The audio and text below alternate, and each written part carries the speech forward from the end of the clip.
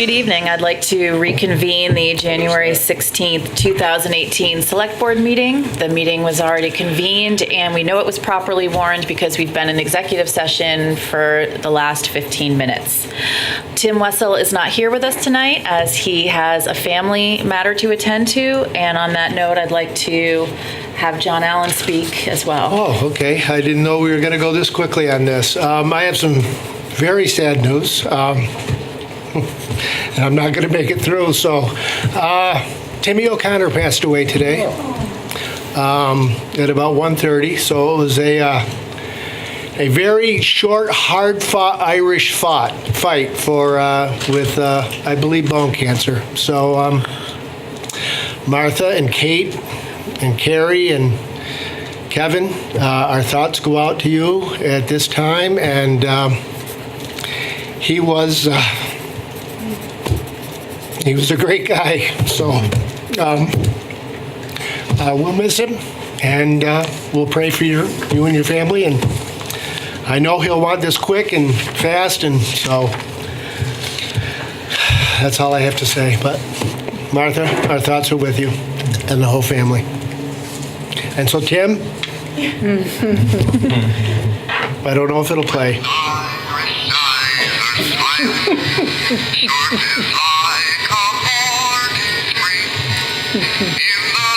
It's not long.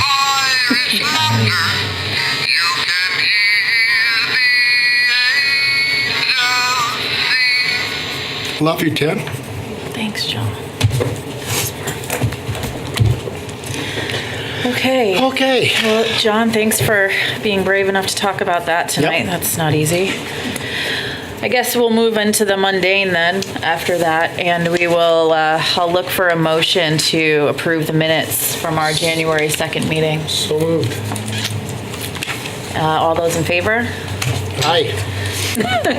Aye. It's going to be a quick meeting. Chair's remarks. Did we get a We three on got that a trio? 3. Yes, we did. Thank you. I hope people had a chance to attend the Twinkletown festival that took place this weekend. I entered in the competition for Twinkly Car. I did not win, but I think there was about 7 entries and a very cool bike entry who really went all the way and was the winner. There was live music. There were plenty of kids activities, and I'm hoping we do it again next year because it was really cool. Peter? Nothing this evening, thanks. Anybody else, David or John, have any other reports? Okay, this is a time that we're going to open up to public participation. This is a time to discuss something that is not on this evening's agenda. Would anybody like to be recognized? Hello, sir. Please come to the microphone and identify yourself. My name is Wayne Esty. I live at 83 Main Street. I am also a candidate for the 3rd District representative. And I'm not going to harangue you about art stuff, but I do wonder if you've managed to correct the grammatical error on the website, because it's embarrassing. And I'm not going to talk to you about public toilets either. Today I want to talk to you about panhandlers' licenses. I don't know if you've considered those in the past. They are legal. They are in place in many, many cities. It is not as controversial maybe as a public notice that you seem to have had a lot of opinion. There seem to have been a lot of opinions about. Panhandler's license is a way for cities and towns to govern the acts of panhandling by requiring individuals to obtain a license. Cities can check if the applicant has any warrants or history of violence. They can also register the applicant to track the number of active panhandlers in the community. Communities can use this process as a way of educating individuals about the places where they can panhandle, where the resources are available to them, such as soup kitchens, halfway houses, and job search companies. There may be certain hours in which panhandlers can operate. And panhandlers are expected to follow these rules if they want to keep their license. They would need a form of ID, which could be simply a state identification card. It doesn't have to cost any money to get a license, or it could cost a very small amount. Police departments, tax collector's office issued these licenses other places. The applicants must be willing to undergo a background check as a part of obtaining a license, and they must agree to the city's rules regarding where and when they may panhandle. Depending on the municipality, you may require or renew a license on an annual basis. They might restrict panhandling near ATMs, schools, major events, and aggressive panhandling. And I don't know if you thought about that, but maybe it'd be just another thing you put on your list. Well, I appreciate that. We appreciate that. We did spend a significant portion of the beginning of this year working through panhandling issues, and we can certainly add it to the list of things that we look at on this topic when we begin discussions like that again, which I'm sure we will after budget season. Thank you very much for having me here Yes, today. thank you. Is there any other members of the public that would like to speak about something not on the agenda? Okay, I don't see anybody, so we'll move into, I need a motion to convene as liquor commissioners. All those in favor? Aye. Aye. The first thing we have on our list is a first-class liquor license for Argos LLC, doing business as Vermont Inn Pizza, VIP Pizza, and I understand that we have an attorney here to speak. Good afternoon, or good evening. My name's George Anthes. I'm from Castello, Valenti, and Gentry, and I'm here for Argos LLC and its owners, Vasilios Billy Diamantopoulos and Vasilios Billy Diamatis. Those are easy names to pronounce. Yep. Glad that was on him. The applicant is, as I mentioned, owned by the two individuals, Mr. Diamatis and Mr. Diamantopoulos. Previously, they'd been employed by a pizza restaurant in the Saratoga Springs area when the opportunity to purchase the business of Yoda Lavanis of VIP Pizza arose.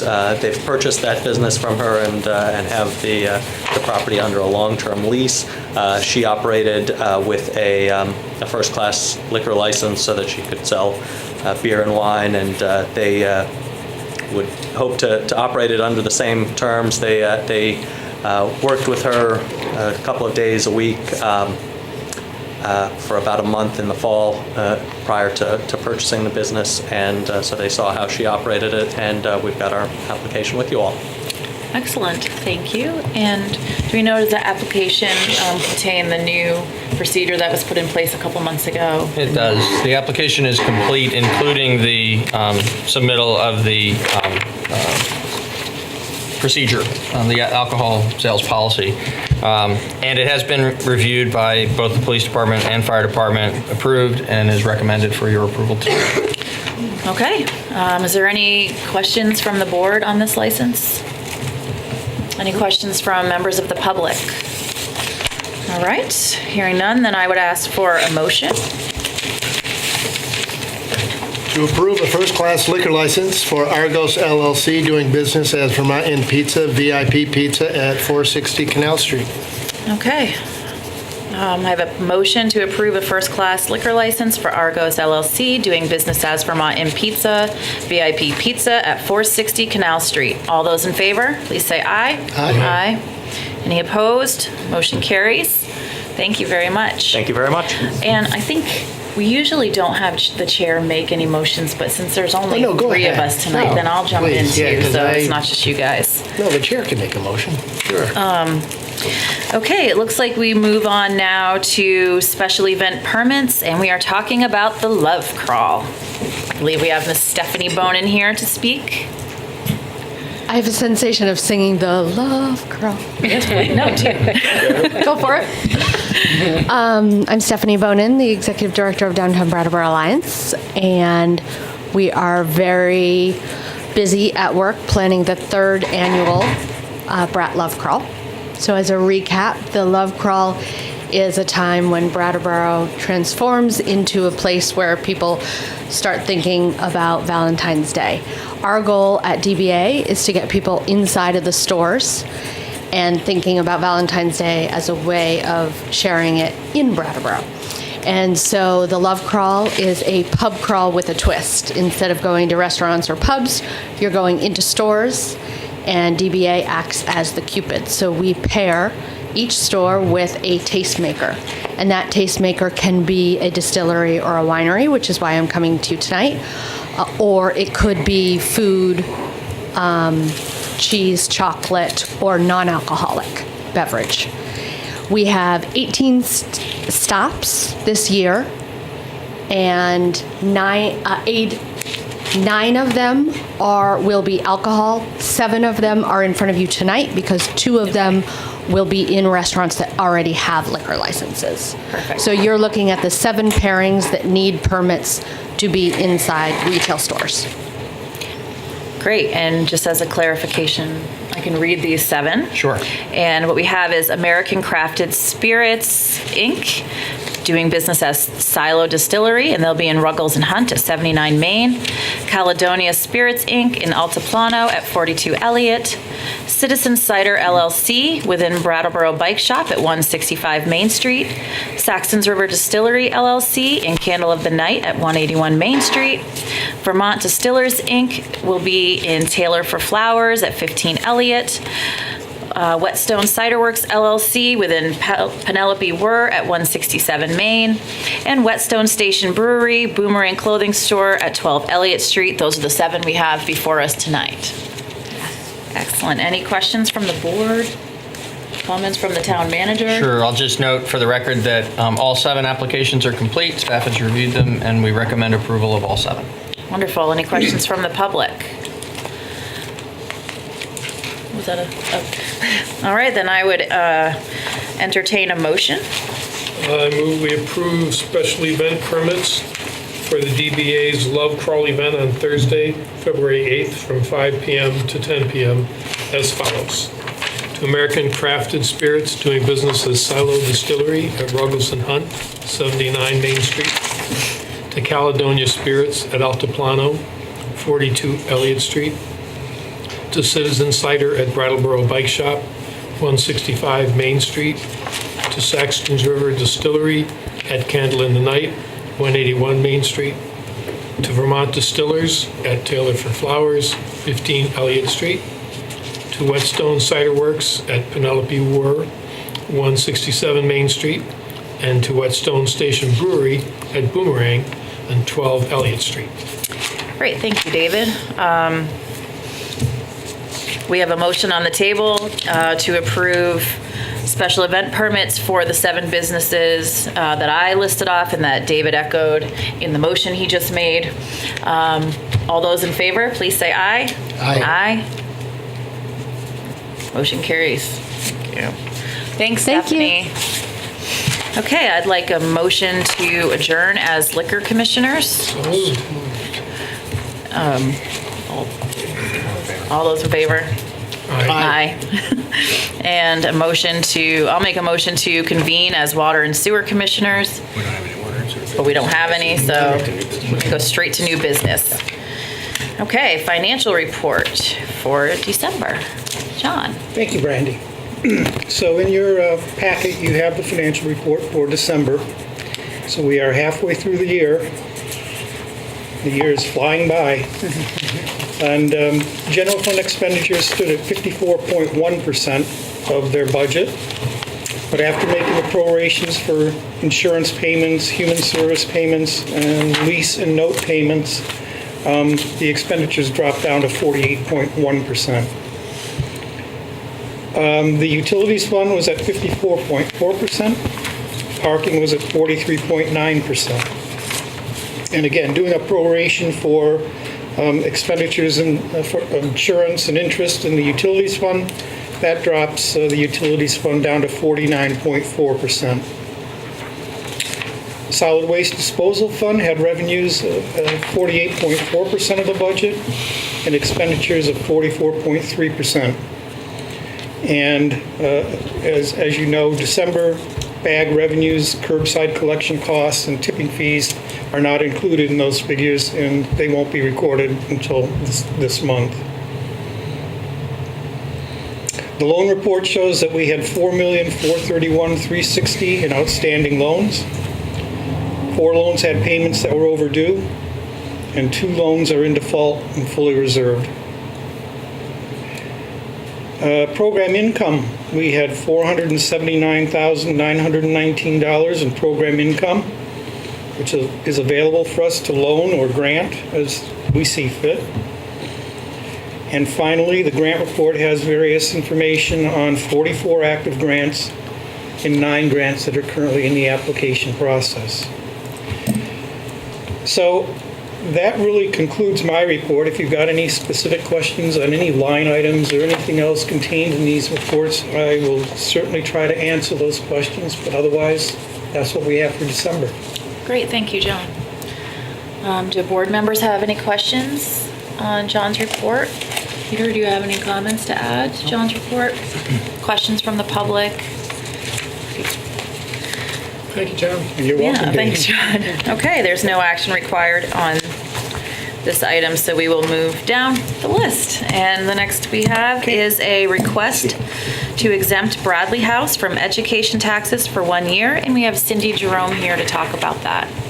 Oh, excuse me, yes, Peter. If I could just make an announcement before we move on into that item, just for anybody who may be watching who saw the warning for this meeting, I was wondering about the family garden request. We received an email earlier today withdrawing that request, which was to have been for a 3-year exemption from education taxes. So that is off of tonight's agenda. Thank you for that, Peter. Cindy? Thank you, Brandy. Hi, everybody. So yes, you know that our sister home pays education taxes, and our intention at Bradley House is to do the same thing. We are in the middle of a large project, as I'm sure you also know, and at this point, there have been some delays that mean that we will not be able to increase our census, increase the number of rooms that we have available for folks to even what we're licensed to do and what we were doing before construction, let alone beyond that, to a more healthy, sustainable level until toward the end of this calendar year. We're hoping to be in there as soon as possible, but it's taking longer than we expected. And so we're hoping that you can give us 1 more year, and then we'll have the financial means to be able to pay our education taxes as we wish to do. Great. Thank you, Cindy. Board members have questions on this? Nope. I mean, it seems straightforward to me. It's pretty straightforward. I mean, do you have? No, you wanted to if the add? board is inclined to support this request, then the action you're taking is to put it on as a warning item for representative town meeting Right. to consider. Representative town meeting actually has the authority over the question. Yep. Great. Questions from the public? Okay, then I will move that we approve a 1-year exemption from education property taxes for Bradley House at 65 Harris Avenue and add the request to the warnings for representative town meeting. All those In favor? in favor? My motion? Absolutely. Aye. Yep. Thanks, Cindy. Thank you, Thanks and- for all that you're doing. Yes, and let me Hard add, work. it's going to be amazing when it's done. I have look no forward doubt. to having you there to see it. No doubt. Is it the weather or is it other things that are? It's construction. Well, It's construction. It's construction, and Yeah. it's the biggest issue has been finding enough subs to keep us on schedule. Isn't it awful? The manpower, the know. woman power is not there. I know. Yeah, yeah. So encourage your kids to go into the trades. Oh. They're needed. Thanks. Okay. Okay. So up next, we have process for renewal of downtown improvement district designation. And we will hear from town staff and also Stephanie from the DBA. Right, so Stephanie's still here at the meeting, and please add anything that you'd like to add when I'm finished summarizing. But basically, this is just an informational item tonight. It doesn't require your action. We will be back before you in April to ask you to give formal official approval to the application for redesignation. It'll be submitted to the state at that time. Tonight, we just wanted to inform you about communication that we've had with each other here locally, and then together, what communication we have had with the state authorities regarding the process for redesignation. There will be, you've got the draft application in your materials tonight, and you can see in those materials that there are portions that were prepared by the DBA. The overall application is prepared by the town staff and submitted by the town. It reflects, particularly in the portions from the DBA, but also more broadly, reflects the approval that Select Board recently gave to the DBA's work plan and budget proposed for the next fiscal year. In addition to needing to be complete in that manner, we also have a couple of other requirements. We have a locally imposed requirement from our own ordinance to conduct an advisory election or balloting among the property owners who are actually taxpayers within the DID to gauge whether or not they are supporting continuing to have the downtown district. So we intend to conduct that during the period between January 22nd and February 9th. We'll report the results to you later in this process. And then we also have to have the town plan with it. There has to be a town plan in effect that states the maintenance of the DID and the goals of the DID as part of that town plan. We are, as you know, right now in the process of updating the town plan, and so that's actually affecting the schedule for this DID redesignation slightly. So instead of being back in front of you in February or March with the DID piece, we're going to come to you in April because the town plan piece is going to work along through a process where the Planning Commission takes action and then the Select Board will take action, and that we expect to culminate in April. So those two are being aligned. We've thoroughly been through that schedule with the state so that they're aware of how this will unfold and when they can expect our completed application. They're supportive of that. We've coordinated both the content of this work and the sequence of events with the state officials. So that's what we wanted to make sure you were aware of tonight. We wanted to receive any feedback that you have, if you have any, regarding the draft application. Otherwise, town staff will continue to work with the DBA and with the state to get through the various steps that are necessary in order to bring you a final application ready for submittal in April. Okay. Any members of the board want to have any discussion about this, have any questions, comments about this process? No, there's a long list of advantages that this gives us, but tonight's not the night to read through them. Stephanie, do you have anything you'd like to add? Anything you feel like needs to be said in this kind of procedural part of the discussion? No? I'll add just one thing if I might, sorry. Sure. Just when Dave made a comment about a long list of advantages, I think it's appropriate for the public to know that there are, in addition to this enabling the downtown organization to exist and be funded through the local tax mechanism that we have, there are also tax credits that are available for businesses and projects in this area, and grants that are available to the town that we would not otherwise be eligible for. And there's literally been millions of dollars of revenue to the town to support these various activities that have flowed into our community because of the existence of the DID. So it is both in the real-time activities that happen within the district and in the eligibility for these major funding sources that it's a great advantage for the community. Thanks for that. That's good for everybody to know. Okay, that does not require any action from the board, so we are just going to flip to the next section. Bye, Ron. They're dropping off. The next item on our agenda is going to be approving appointments for ratification at representative town meeting. And these are appointments for town clerk, who is Hillary Francis, our town treasurer, who's John O'Connor, and town attorney, who is Bob Fisher. These will be subject to ratification on March 24th, 2018. Peter, Correct. would you like to add anything to that? Nope, it's as simple as that. Okay. The town's charter empowers you to make the appointment, but makes it subject to ratification at town meeting. And so this is an annual ritual that we go through. And tonight's the night. Yes. Okay, I'll do Hillary. I move that we appoint Hillary Francis as town clerk for a term beginning on March 26, 2018, and ending on March 23, 2019, and to add the appointment to the warnings for representative town meeting. Okay.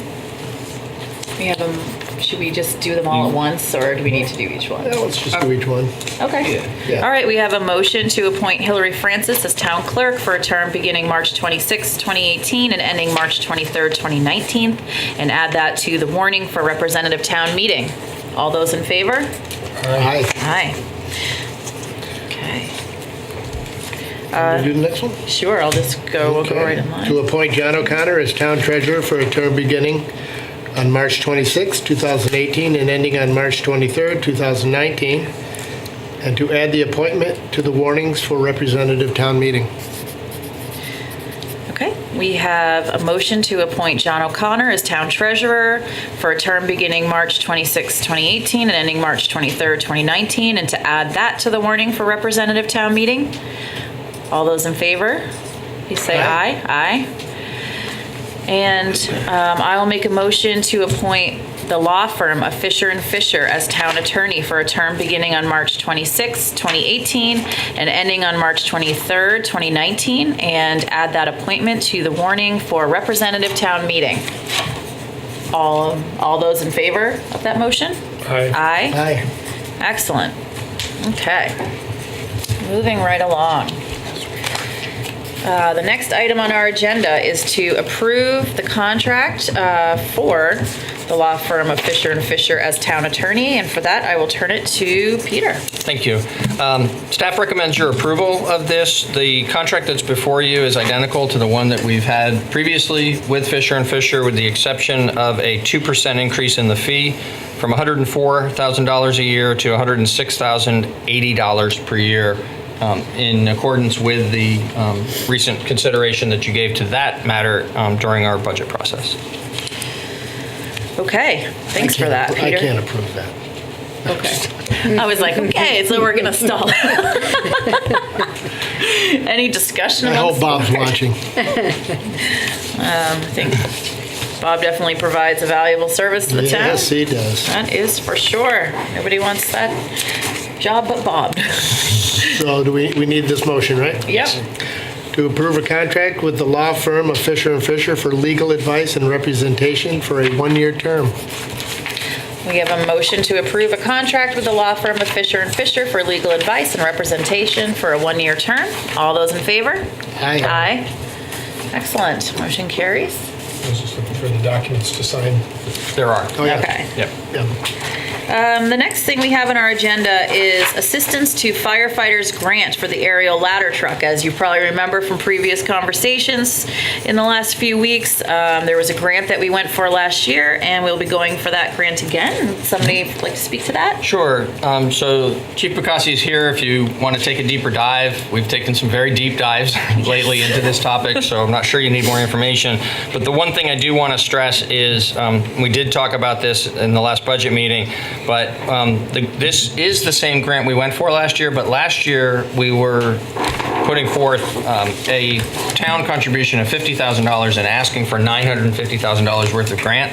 We actually competed pretty favorably in that process, but did not get the grant.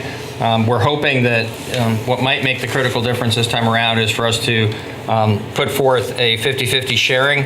In the meantime, the $1 million cost of the truck also has been brought down to $950,000 through some additional shopping and scoping that the fire department has done.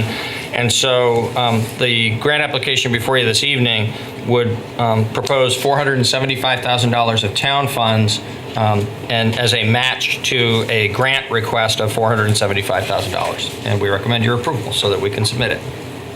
Excellent. Are there questions from the board? I feel like if we don't know what's going on by now, we're not doing a very good job. You think that- Any additions Think the chief from knows Chief? has it all under control? Okay, I've got fingers and toes crossed all over the place up here. All right, I'll make a motion to approve an application for an assistance to firefighters grant in the amount of $475,000 to pay for 50% of the cost of a replacement aerial ladder truck. All those in favor? Aye. Aye. Good luck. We're rooting for you and us. Thanks, Chief. Thank you. Okay, now we move on to review status of 2017 Select Board goals. So I'll summarize what has changed in this report since we last reviewed the status of the goals back on September 30th. First, under the Regional Economic Hub item, the League of Cities and Towns has agreed to convene a meeting of hub towns to see if there's enough interest to actually have a coalition meet regularly going forward. If so, that activity would be facilitated by VLCT. And the first meeting of the hub towns will happen soon after the 2018 legislative session has completed. So that's a few months away. The next update is under the Police Fire Facilities Project. We had a goal to complete the project by early 2018 within the budget that had been allocated for that work, and we accomplished that goal. The Municipal Center, we have a goal to develop a plan for restoration and future use of the Municipal Center. We had hoped to accomplish that, the development of that plan by the end of 2017. We are still actively working towards the accomplishment of this goal together with the state of Vermont. Because of some issues that have arisen and there's some details that we're working out with the state, the time frame for that has been pushed back some. So we're still optimistic. We will continue to work towards achieving this. We'll keep the board up to date and be in a position soon to provide additional information to the community about it. But our expectation at this point is that the item will not be ready for the representative town meeting in March of this year, but that we'll ask you to warn a special representative town meeting for a little later in the year, probably the late spring or early summer. Energy efficiency. We have a goal to continue on with implementation of recommendations from the town energy audits back in 2016 and 17. And in the FY19 budget, staff recommended and the Select Board approved funding for additional energy efficiency projects at the Gibson-Aiken Center and at the Nelson-Withington Ice Rink for a total additional investment of $214,000. That, of course, subject to final action by the representative town meeting. And we reviewed the possibility of adding staff, either of making it a full-time energy coordinator position or adding a sustainability officer. We completed the goal in the sense that a very thorough review occurred. We reported back to the Select Board. You heard from the Energy Committee about this. Ultimately, staff recommended and the Select Board agreed that a sustainability officer is not needed to accomplish the town's energy efficiency goals. Potential future creation of a sustainability officer position will occur only if there is agreement on a broader mission for this position and the availability of funding for it. The personnel policies and employee handbook, we did not get that updated during 2017. That was a goal for that year.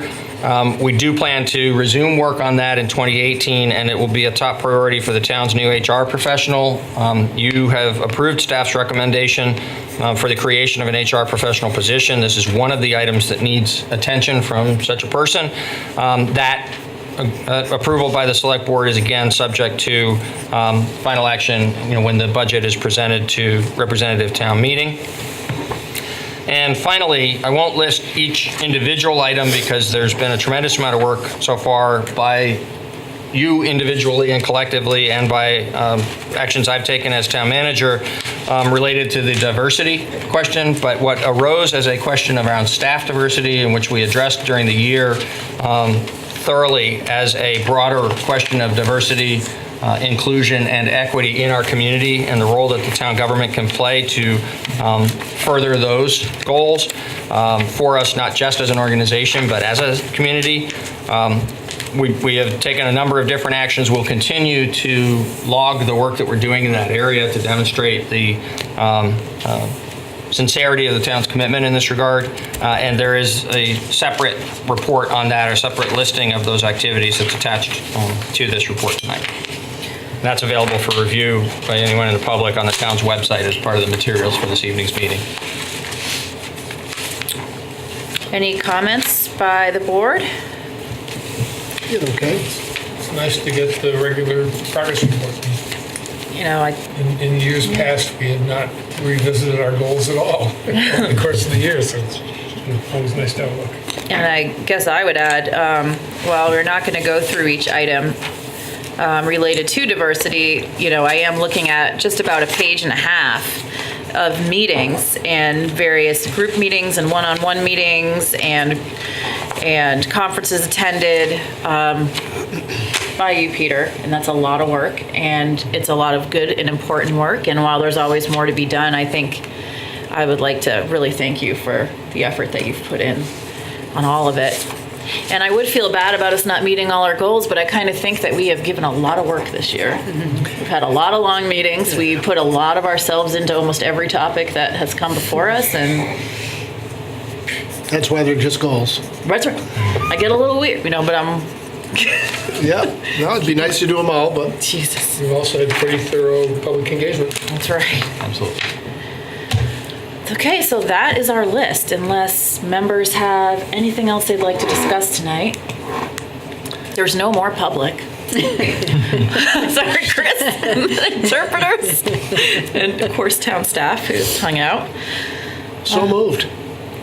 I got in trouble for not adjourning the meeting last time, so let me say, can I have a motion to adjourn the meeting, please? So moved. All those in favor? Aye. Aye. The meeting is officially adjourned. And the record is the other one.